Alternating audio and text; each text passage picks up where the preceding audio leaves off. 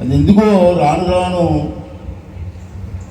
క్రీడా రంగం మీద ప్రభుత్వాల చూపు తగ్గింది. ఇంతకుముందు ఏదైనా గ్రామంలో స్పోర్ట్స్ మీట్ పెడుతున్నాం అంటే ఆ గ్రామ పెద్దలందరూ కూడా ఎంతో గర్వంగా ముందుకు వచ్చేవారు. మీ ఊళ్ళో స్పోర్ట్స్ మీట్ పెడదాం అనుకుంటున్నాను, కబడ్డీ పెడదాం అనుకుంటున్నా అంటే ఆ గ్రామ పెద్దలందరూ వచ్చి సార్ మాకు ఇవ్వండి సార్ అవకాశం అని అడిగారు. ఇప్పుడు రావట్లేదు, గ్రామ పెద్దలు ముందుకు రావట్లేదు.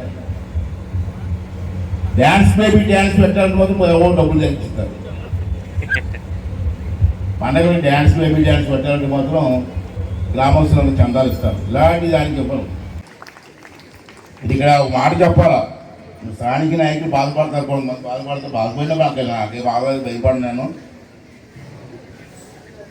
పండగకి ఎందుకే బోల్డ్ డబ్బు వచ్చి పెడతారు సారాకి మందుకి. సంవత్సరానికి ఒకసారి ఇక్కడ స్పోర్ట్స్ చేయండి, ఊరికి పేరు వస్తుంది, మనకు సంతృప్తి ఉంటుంది. డ్యాన్స్ బేబీ డ్యాన్స్ 3 లక్షలు ఇస్తారండి డొనేషన్. పిల్లలకు బాధ భోజనం పెట్టరు. బాధపడినాడు ఏమనుకున్నా మన నాకు ఏ పడలేదు లేదు. పండగ అయితే డ్యాన్స్ బేబీ డ్యాన్స్ 3-4 లక్షలు, లైటింగ్ 4 లక్షలు, 20-30 లక్షలు ఖర్చు పెడతారు.